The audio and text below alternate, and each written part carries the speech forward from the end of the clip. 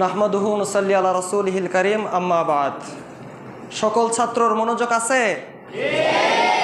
আমি কি মনোযোগ আকর্ষণ করতে পারছি সবার? আমি বুঝতে পারছি আমার শ্রোতারা অনেকক্ষণ থেকে আলোচনা শুনতে শুনতে বিরক্ত হয়ে গেছে। তো আপনারা তো ক্রিকেট খেলেন, ক্রিকেট খেলতে খেলতে শেষ এক ওভারে রান লাগে 36। তো যে ব্যাটিং সে প্রত্যেক বলে কয় রান করে নিতে হবে তার? যদি 5টা 6 মেরে একটা 4 মারে তাহলে জিতে যাবে? কি করতে হবে তার? 6টায় 6 মারতে হবে। তো শেষের দিকে ব্যাটিংয়ে আসলাম, দেখি কয়টা 6 মারতে পারি, আমার শ্রোতাদের কতটুকু মনোযোগ আমি আকর্ষণ করতে পারি এটা আমি দেখব। আর আপনারা খেয়াল করবেন যে আপনারা কেমন ফিল্ডিং করতে পারতেছেন, কেমন মনোযোগ দিয়ে আলোচনা শুনতে পারতেছেন। তো আলোচনা আমি প্রথমে একটু কথা বলি যে আমি প্ল্যান নিয়েছিলাম যে অনেক সুন্দর করে একটা বিষয় আপনাদেরকে বুঝাবো। প্রথমত আল্লাহ রব্বুল আলামিন হয়তোবা সেটা চান নাই, আল্লাহ রব্বুল আলামিন ভালোবেসে আমাকে অসুস্থতা দান করেছেন, এই জন্য সেভাবে প্রস্তুতি নিতে পারি নাই। তারপরে পরিবেশ এরকম হয়ে গেছে। যাই হোক, সর্বপ্রথম আমরা শুকরিয়া জ্ঞাপন করি মহান রব্বুল আলামিনের প্রতি, আলহামদুলিল্লাহ। দরুদ এবং সালাম বর্ষিত হোক আমাদের প্রিয় নবীর প্রতি সাল্লাল্লাহু আলাইহি ওয়াসাল্লাম। আমাদের এই মাদ্রাসায় আসার উদ্দেশ্য হচ্ছে জ্ঞান অর্জন করা। যে কোনো মূল্যেই হোক, যেভাবেই হোক, আমাদের জ্ঞান অর্জন করতে হবে। আর এই জ্ঞান অর্জন করাটা আমরা আরও শক্তিশালীভাবে জ্ঞান অর্জন করতে পারবো যখন আমরা দেখতে পারবো যে আমাদের পূর্ববর্তী যারা এসেছিলেন তারা কিভাবে কতটা কষ্ট করে এলেম অর্জন করেছিলেন। তাদের সেই কষ্টের তুলনায় আমাদের কষ্ট কিছুই না। তারা যতটুক কষ্ট দ্বীনি এলেম অর্জন করার জন্য করেছিলেন। আমার মরহুম উস্তাদ শায়েখ ইউসুফ হাসান কাসেমি রহিমাহুল্লাহ, আমাদের যিনি মাদানী উস্তাদ রয়েছেন, তিনিও সম্ভবত তিনাকে চিনবেন, তিনারও উস্তাদ হতে পারেন তিনি। তো তিনি যখন আমাদেরকে উপদেশ দিতেন তিনি একটা কথা খুব সুন্দরভাবে বলতেন, অনেক দিন আগের কথা, কিন্তু আজও আমি তিনার এই উপদেশটা মনে রেখেছি। আপনারাও এটা মনে রাখবেন। এলেম জিনিসটা হচ্ছে এরকম একটা জিনিস, এলেম আপনার কাছে ততক্ষণ পর্যন্ত বিন্দু পরিমাণ আসবে না যতক্ষণ পর্যন্ত আপনি সম্পূর্ণটাই এলেমকে দিয়ে দিবেন। বিষয়টা বুঝেন। আপনাকে এলেমকে দিতে হবে কতটুকু? আপনি এলেমকে কতটুকু দিবেন? আপনার পুরোপুরিটাই এলেমকে দিয়ে দিতে হবে। তারপরে এলেম আপনাকে কতটুকু দিবে? বিন্দু পরিমাণ। আপনি যদি সম্পূর্ণটা এলেমকে না দিয়ে দেন, এলেম আপনাকে বিন্দু পরিমাণ দিবে না। এই জন্য যত কষ্ট করে হোক, যত ত্যাগ স্বীকার করতে হোক, এলেম যেহেতু শিক্ষা করার জন্য আমরা এসেছি, সেহেতু আমাদেরকে সে এলেম শিক্ষা করতে হবে, যে কোনো মূল্যেই হোক আর যে কোনোভাবেই হোক। এরপরের কথা হচ্ছে, এলেম অর্জন করতে এসে আমরা বিরক্ত ফিল করি। পড়তে পড়তে পড়তে পড়তে আর ভাল লাগে না, বিরক্ত হয়ে যাই। কেন বারবার পড়তে বলা হচ্ছে, কেন এই প্রকারের চাপ সৃষ্টি করা হচ্ছে? এই ক্ষেত্রে আরেকটা পয়েন্ট মনে রাখতে পারি আমরা, যেটা আমি প্রায় অন্যান্য ক্লাসে বলে থাকি, এই বিষয়টাও তোমরা মনে রাখবা। সেটা হচ্ছে, যখনই তোমার উপর কোনো বিষয় অপরিহার্য হয়ে আসবে তখন সেই বিষয়টা তুমি তোমার ভিতরে পালন করবে এনজয় করে। বিষয়টা আবার বলছি, যেই বিষয়টা তোমার ওপর ফরজ হয়ে গেছে, অপরিহার্য হয়ে গেছে, সেই বিষয়টাই তুমি পালন করবে এনজয় করে, মজা করে। সলাত আদায় করা ফরজ কি ফরজ নয়? সলাত তো আদায় করতেই হবে। এখন সলাত আদায় করতে এসে যদি আপনি বিরক্ত ফিল করি, তাহলে কিন্তু সলাত আদায় করার যে মজা, সেই মজাটা আমরা পাবো না।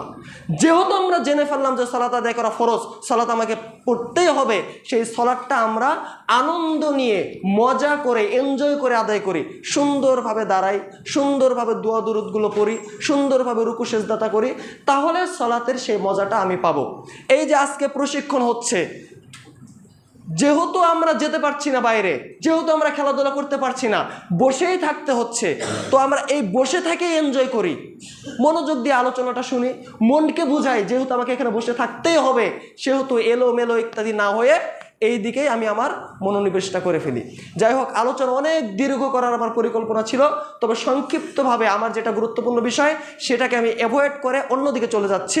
সেই বিষয়টি হচ্ছে যে এলেম অর্জন করার দিকে আমরা অনেকেই হতাশ হয়ে যাই। বারবার লেখাপড়া করতেছি, বারবার পড়তেছি, একদিন পড়ছি, 2 দিন পড়ছি, তারপরে আবার পড়ছি, তারপরে আবার পড়ছি, কিন্তু পড়া আমার মাথায় ঢুকছে না। এরকম হয় কি হয় না? বারবার পড়ছি কিন্তু পড়া মুখস্থ হচ্ছে না। 1 ঘন্টা যাবৎ পড়লাম, তারপরেও পড়া হচ্ছে না। তখন রাগ করে বই ঢেল দিয়ে চলে যাই, মেজাজ খারাপ হয়ে যায়। আর এত পড়ি তারপরে কোনো পড়া হচ্ছে না। 3 দিন থেকে পড়তেছি তাও পড়া হচ্ছে না, 1 সপ্তাহ থেকে পড়তেছি তারপরেও পড়া মাথায় ঢুকছে না। তো এই যাদের মনে এই হতাশাটা আসে তাদের জন্য এখন আমি তোমাদের সাথে একটা গেম খেলবো। খেলবা? গেম, একদিকে আমি আছি, আরেকদিকে তোমরা, তোমাদের কেউ একজন বা তোমরা, আরেকদিকে আমি। গেম খেলাটার নিয়ম হচ্ছে, সবাই মনোযোগ দিয়ে শুনো কিন্তু, কারণ গেম খেলার রুলসটা যদি আমরা না জানি তাহলে কিন্তু গেমটা এলোমেলো হয়ে যাবে। গেমস খেলাটার রুল হচ্ছে, আমি প্রতিদিন তোমাকে 2 লক্ষ করে টাকা দিব।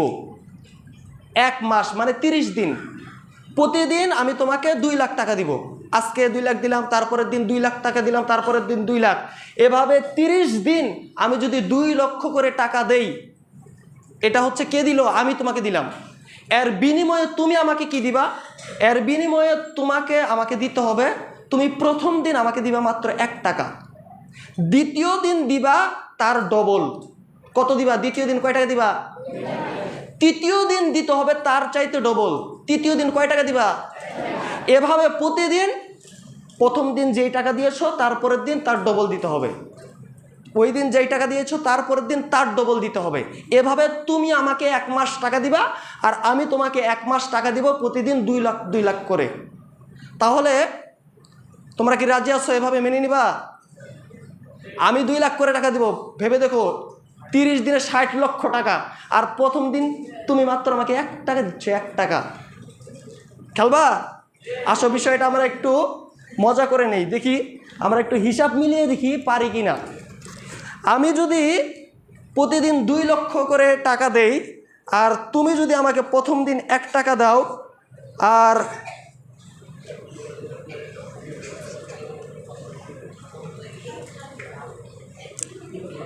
আসো আমরা একটু হিসাব করি, দেখি মজা পাই কিনা। আমার টার্গেট কি ছিল? 1 ওভারে কয় রান নিব? দেখি 36 রান নিতে পারি কিনা, ওইটা সাইড আলাদা। আচ্ছা আসো আমরা হিসাব করি। 30 দিনে তোমাকে আমি কত টাকা দিব? কয় লক্ষ? মনে যেন থাকে, আমি দিব তোমাকে 60 লক্ষ। আর তুমি প্রথম দিন আমাকে কয় টাকা দিলা? 1 টাকা। দ্বিতীয় দিন কয় টাকা দিল? দ্বিতীয় দিন তুমি আমাকে দিছো, দ্বিতীয় দিন 2 নাম্বার দিন কয় টাকা দিছো?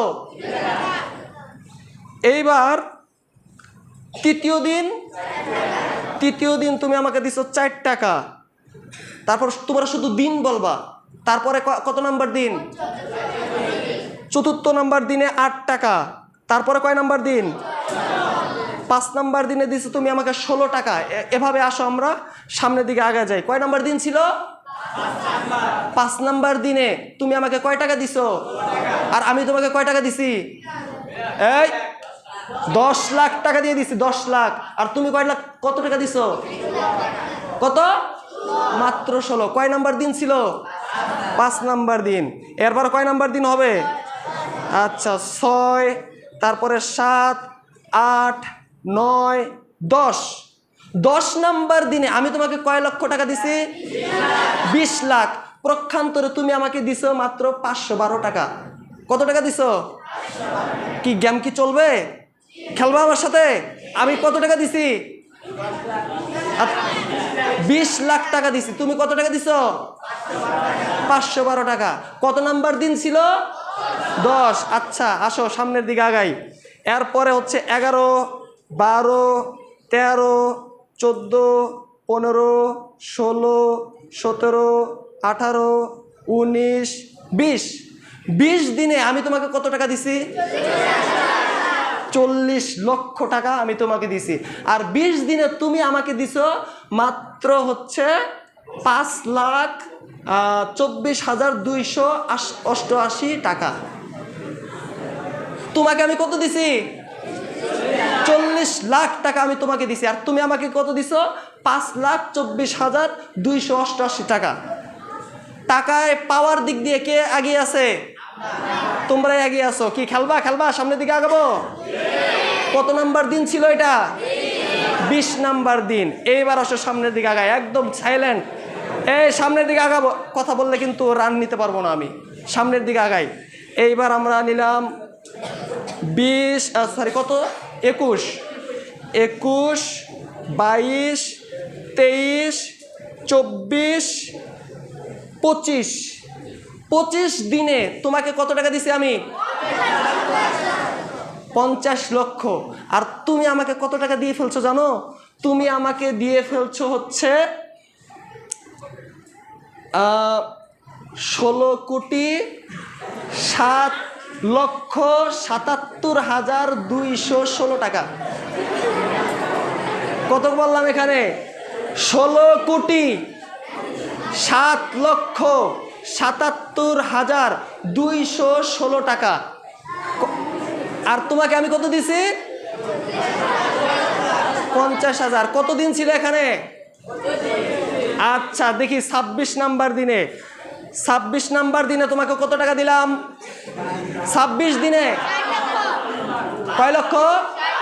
52 লক্ষ। আর তুমি 26 দিনে আমাকে কত দিয়ে দিছো জানো? তুমি আমাকে দিছো 33,54,54,432 টাকা। এইভাবে আমরা 30 দিন পর্যন্ত যাই। দেখি 30 দিনে কি হয়। কত নাম্বার দিন ছিল এটা? 26, 27, 28, 29, 30। 30 দিনে তোমাকে কত টাকা দিছি? 60 লক্ষ টাকা আমি তোমাকে দিছি। আর এদিকে তুমি কত টাকা দিছো? হিসাব আছে কারোর কাছে?